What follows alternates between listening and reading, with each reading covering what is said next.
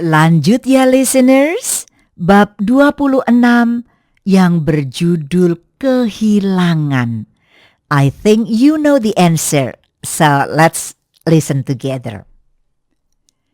Setelah mendengar apa yang diucapkan oleh pelayan, Kay pun menangis sesenggukan, bahkan kehilangan teman terbaiknya.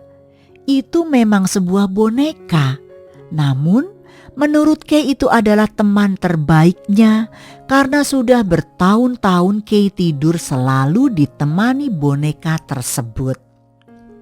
Bahkan yang paling membuat orang bergidik ialah waktu boneka kelinci tersebut sedang dicuci dan masih basah, Kay pun tak hentinya merengek dan menangis sesenggukan hingga membuat Sinta tak sampai hati melihat Kayla kecil menangis dan waktu itu masih berusia 5 tahun, terus-terusan menangis minta boneka yang dijemur dan masih basah itu.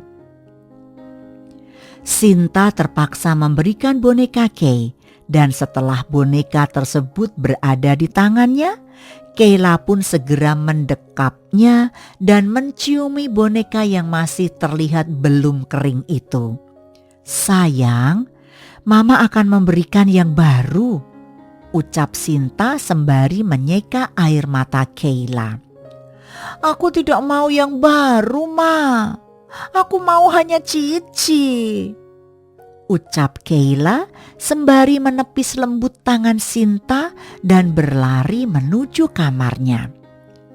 Sinta pun tak kaget dengan penolakan Kayla karena memang dari dulu Kayla tak pernah mau mengganti boneka kesayangannya. "Apa kalian sudah mencari di setiap sudut kamar Kayla?" ucap Sinta pada pelayan rumahnya. "Sudah, Nyonya. Bahkan kami mencari di setiap sudut ruangan, di kolong-kolong, namun boneka Nona Kay masih belum ditemukan," ucap salah satu pelayan. "Baiklah, pergilah lanjutkan pekerjaan kalian," ucap Sinta pada pelayan rumahnya. Di dalam kamar. Setelah memasuki kamar, Kayla segera melangkah menuju sofa yang ada di dalam kamarnya dan menjatuhkan kasar tubuhnya ke sofa tersebut dengan wajah yang kelihatan ditekuk, dan tak lama kemudian ponsel Kayla mulai berdering. "Meong, meong," suara dering ponsel Kayla. Namun Kayla seperti enggan mengangkat telepon tersebut. Namun hampir 10 kali ponsel Kayla berdering karena mulai merasa terganggu. Kay pun terpaksa menarik tubuhnya dari sofa dan melangkah mendekati meja belajar miliknya dan segera meraih ponsel yang kelihatan masih berdering tersebut. Dilihatnya dari ponsel miliknya, namun sebuah panggilan telepon tanpa nama. Ketika Kayla hendak mengangkat telepon tersebut, namun sebelum sempat Kay memencet tombol yang berwarna hijau di layar ponselnya, panggilan tersebut langsung terputus dan semakin membuat geram Kayla.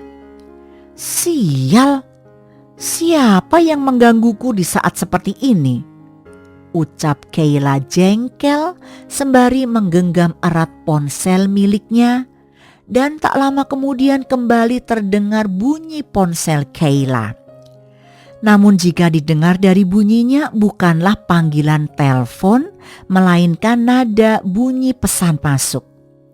Kayla pun segera menggeser layar kunci ponsel miliknya dan dilihatnya nomor yang tak dikenalnya tadi. Dengan enggan, Kayla pun membuka pesan WhatsApp tersebut sembari berbaring pelan di ranjangnya. Dan Kayla terlihat terbelalak kaget melihat isi dari WhatsApp tersebut dan segera menarik kembali tubuhnya hingga kembali terduduk di ranjang. "Apa kamu sedang mencari boneka milikmu, Martin?"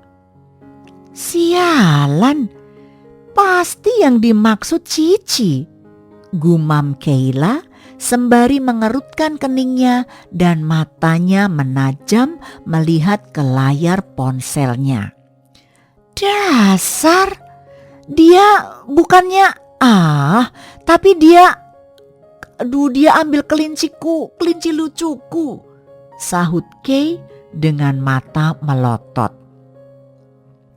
Aku akan membuang boneka busuk ini jika kamu tidak mengambilnya, Martin. Awas saja jika kamu berani menyentuhnya. Kirim alamat rumahmu, aku akan datang menjemput Cici. Kayla. Nama itu terlalu bagus buat boneka buluk, Martin. Tutup mulutmu. Jangan berani-beraninya memanggil Cici seperti itu. Aku akan segera datang. Kayla. Setelah menutup percakapan di WhatsApp tersebut, Kayla pun bergegas masuk ke dalam kamar mandi untuk membersihkan diri. Dengan terburu-buru, Kayla pun menggosok kasar tubuhnya dengan busa. Tak lama kemudian, Kayla keluar dari kamar mandi dan segera mengganti baju tanpa make up. Wajah polos Kayla terlihat lebih mempesona dan berbeda dari gadis lainnya yang penuh make up. Kayla segera meraih tas ranselnya dan memasukkan ponselnya ke dalam tas yang dibawanya, kemudian melangkah menuruni tangga dengan langkah panjang. Sebelum berangkat menemui Martin, Kayla terlebih dulu mencari Sinta untuk berpamitan. Mama, di mana, Ma? Panggil Sinta, namun belum menemukan keberadaan mamanya, dan Kayla pun segera menghampiri Bi Ina yang terlihat sedang membersihkan ruang tamu. Bi, apakah Bi Ina melihat Mama? Tanya Kayla dengan sopan. Nyonya, tadi pamit sebentar, pergi sebentar. Namun Nyonya tak memberitahu dia akan pergi kemana, sahut Bi Ina. Baiklah Bi, jika Mama pulang, tolong bilang padanya kalau Kay pergi keluar sebentar, ucap Kay. Namun ketika Kay hendak melangkah pergi, segera dihentikan oleh Bi Ina. Nona kan baru sembuh. Seharusnya Nona Kay istirahat dulu. Jika perlu sesuatu, biar Bibi saja, ucap Bi Ina karena tak ingin melihat Kayla jatuh sakit lagi. Saya sudah sembuh, Bi. Jangan khawatir. Kay akan segera kembali, ucap Kayla sembari menyunggingkan senyumannya dan berlalu pergi menuju mobil miliknya dan menyuruh sopirnya untuk mengantarnya ke kediaman Martin. What will happen next, listeners? Want to know more? Okay, stay tuned, don't go away. I will be back. Bersambung. Kalau kamu mau dengar audiobook lebih banyak dan gratis, segera download Audiotune.